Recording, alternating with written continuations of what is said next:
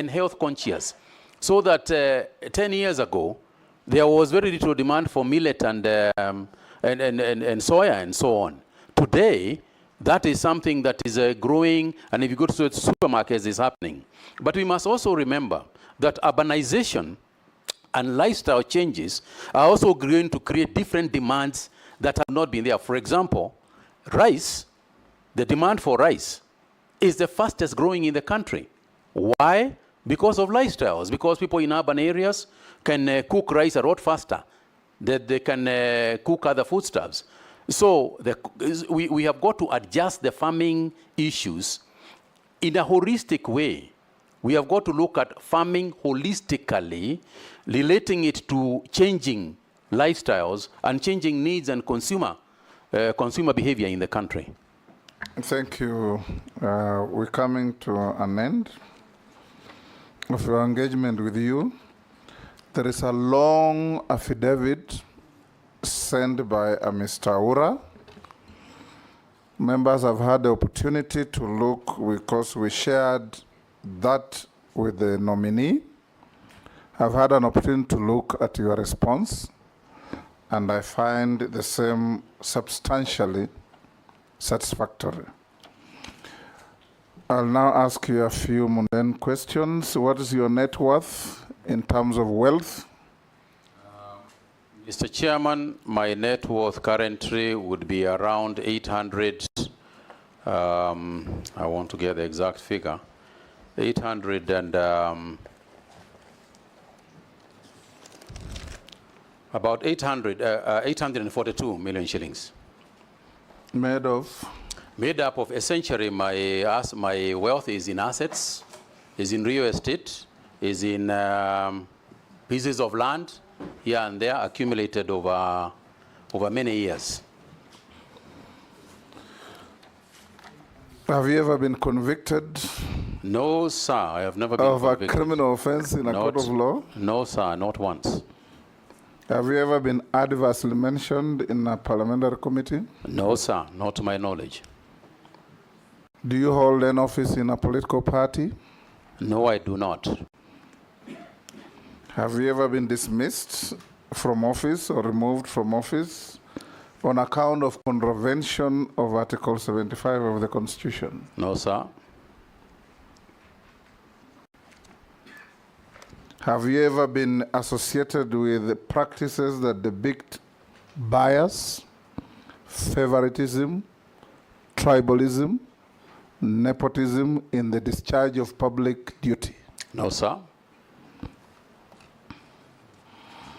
I'll now give you 2 minutes to make your concluding remarks to this committee. Thank you very much, Mr. Chairman. Mr. Chairman, I wish to take this opportunity to thank the committee for a very engaging debate on this matter. And I want to assure the committee that going forward, I look forward to working with you, collaborating with you in this House, because half of the work that we are going to do, or a fair percentage of the work that we do, is collaborating with the members of the National Assembly and members of the Senate. I want to assure you that some of the issues that we have raised are issues that we are going to look at, we are going to study, we are going to execute. I have no intentions of wasting 2 years. That is a period that I have, and I will do my utmost not only to set the ministry on the right path, but also to address some of the challenges that have been bedeviling the ministry over a long period of time. I thank you, Mr. Chairman, for your indulgence. Thank you very much. Unless you are lawfully held, you are now released to go to your other duties. Thank you, sir. Thank you. The originals of your documents, make sure you go back with them.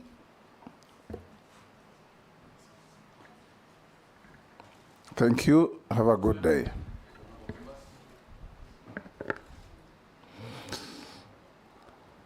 Members, it's now 2:35.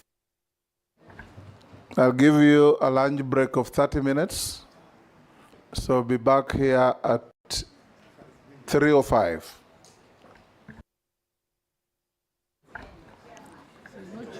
Pardon? 310. And I think I alluded to the issue of disease, disease management. Again, research on these issues is going to assist us a lot on disease management. But I think that it is better to use preventive measures, ensuring that the diseases don't occur in the first place, rather than curative measures that we have got to deal with after the event has taken place. On the issue of sugar and the sugar bill, yes, I'm aware that the sugar bill has gone through, and I'm also aware that we produced this year, a large quantity, in perhaps the highest quantity, a large quantity of sugar, which actually might save us from importing sugar this year. And I think that is a fantastic development, but it must not be at the cost of the farmer. It cannot be at the cost of the farmer, because I think we should understand that the subsidy to the farmer is not a subsidy to the farmer per se. It is only a subsidy to the farmer directly. It is indirectly a subsidy to the consumer, because the it is Sugar Act nominee is awaiting if you are approved to promulgate the regulations. I'm aware of that, Mr. Chairman. That you are now delving into. Yes, I'm aware of that, Mr. Chairman. Yes. And that's what I alluded to. And I think that the regulations will be done in the fastest possible time. That's what we'll deal with, what Mary Masse is talking about. Yes, Chairman, Sharia, PPPs. He's not even answered my cartels and fake fertilizer. Mr. Chairman, on the issue of PPP, I'll come back to Mira. On the issue of PPP, Mr. Chairman, usually the problem is not the private players in the game. Usually, the problem in trying to craft a private-public partnership, in my opinion, lies, the fault lies with the public sector, not the private sector. The private sector has got a number of things that they normally demand if they are going to put their money anywhere. One of them is very quick decisions. They want us to make this decision about their investment quickly. In the past, I think we should own up as government that we have created so much bureaucracy around the issue of PPP that a person starting the PPP process usually at some point just gives up and goes. I think that one of the entry points for us is to reduce the bureaucracy as much as we can, particularly in the agricultural sector. There are people who express interests to come and lease land and grow, say, for example, rice. All right? And we put roadblocks to them, and we put so many conditions to them that eventually, by the end of the day, they say, if I go to Rwanda, I'll get free land and start this job tomorrow. And they leave. So we are losing a lot of investments, because of our own bureaucracy and the conditionalities that we are using, that we are putting on the private sector people. Conditions that sometimes are official conditions, and conditions sometimes which are suspect. So I agree with you that we must fight more, we must reduce our bureaucracy, and we must be more willing. It should be an objective to bring the people in. It should be our objective to fight for investments to come in, not to put roadblocks for the investors. On the issue of the cartels, as Honorable Dawood raised, and what you are referring to, I think, Honorable Member, is a criminal issue. It's not a policy issue.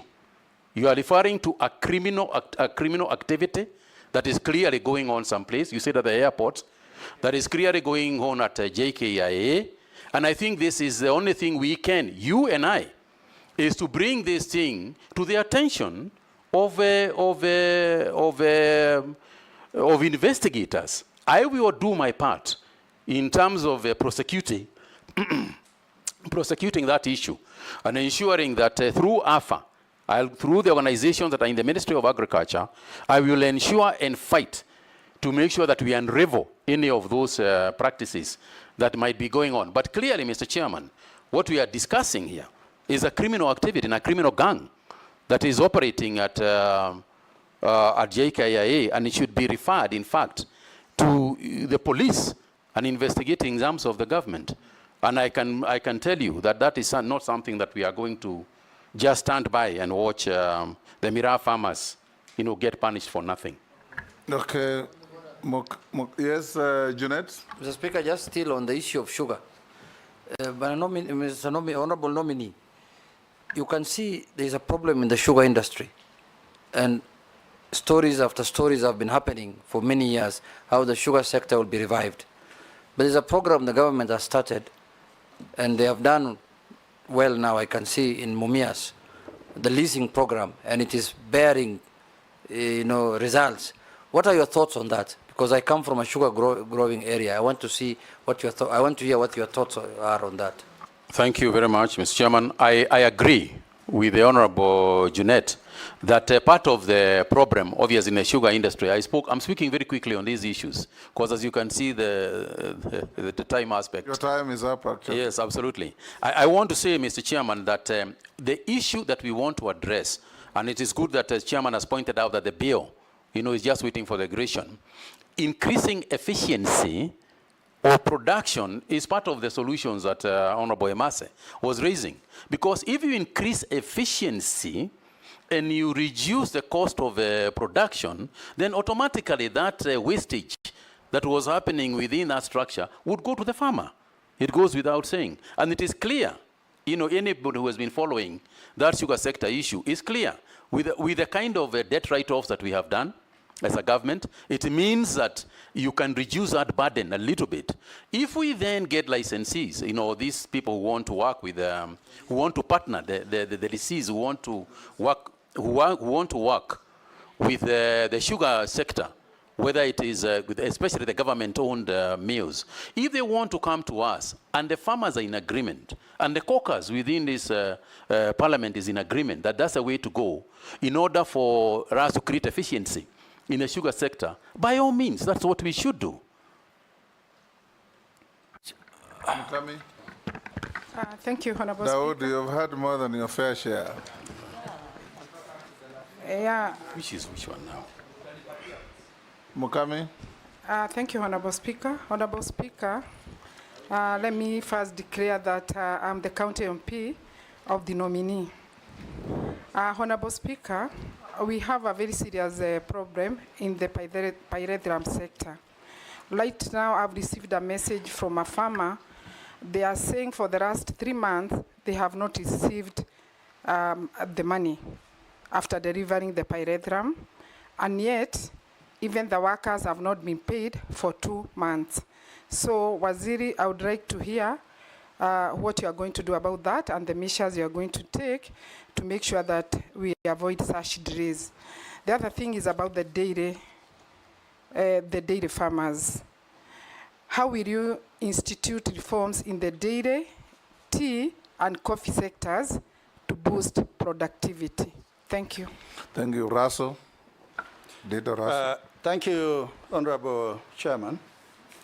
Honorable Mutahi, the objective of the national livestock vaccination is to strengthen disease control and surveillance to create a disease-free zone in Kenya, Exactly. for Kenya to access international markets and expand the livestock export market. If we go by what you said, that a farmer can be given choice whether to vaccinate his cow or goat, then we are unlikely to achieve this objective. Are you likely to stand by what you have said, or you are likely to change your mind if the House approves your nomination? Secondly, it is on food security. Thank you, Russell. I was going to ask him the same question.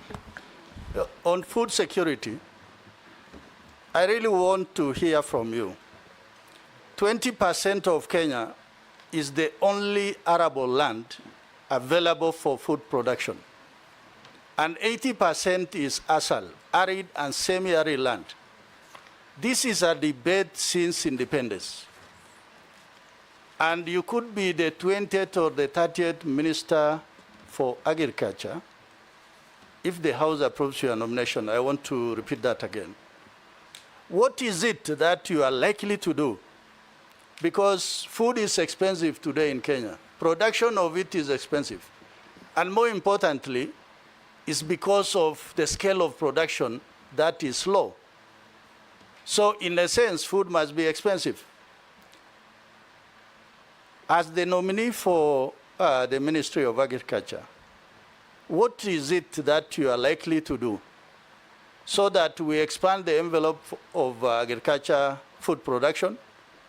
And at the same time, what is it that you are likely to do so that there is incentive for farmers to actually feel that, yes, I can produce more maize, I can produce more potatoes?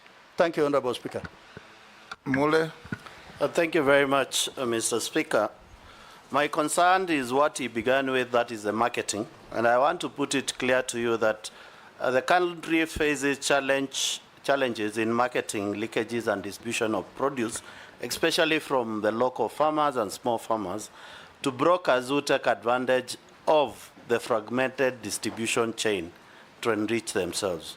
What do you intend to do to improve the domestic market links and information systems within the market?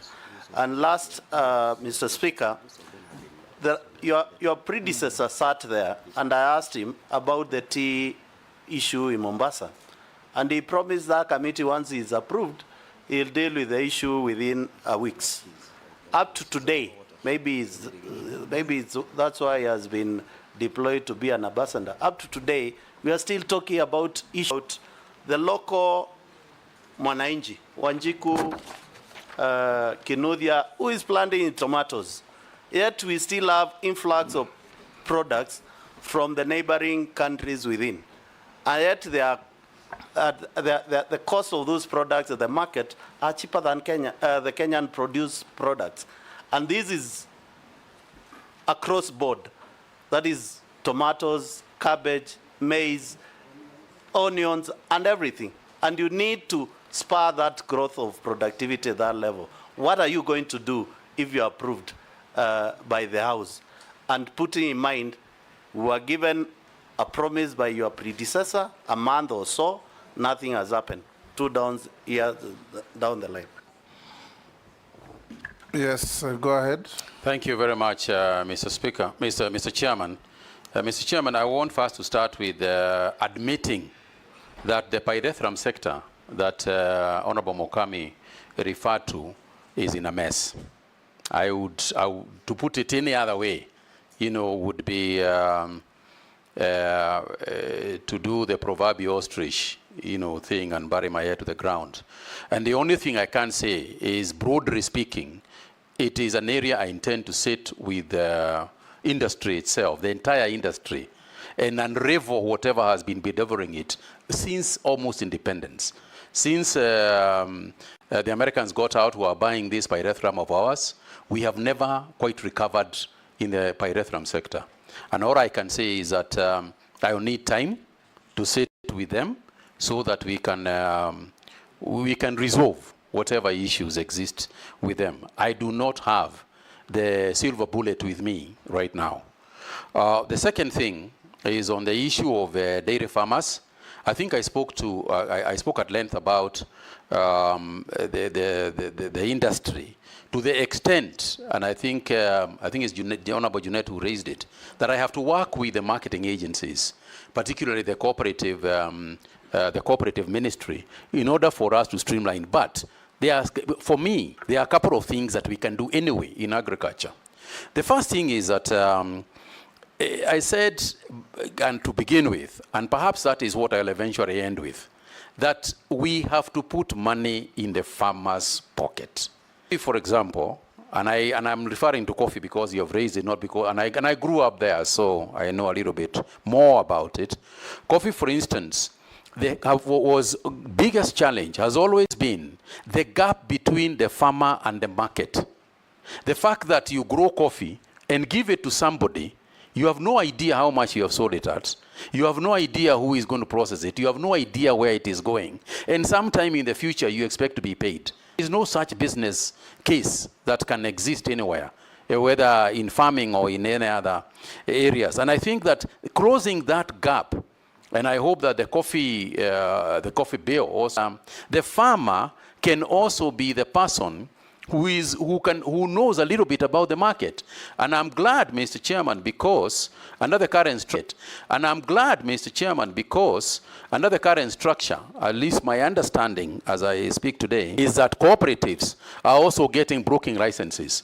And as you know, that went to the CMA. They are the ones who are approving that structure, so that the cooperatives themselves can also form part of the marketing team. Private sector does that. If you go and see Sasini tea or Sasini milk, Sasini coffee in the supermarkets, it's actually processed by the grower of Sasini. So it is something that we must face in order for it. But the other thing is the productivity per acre. You know, the aspect of the quality, the quantity of produce. Again, if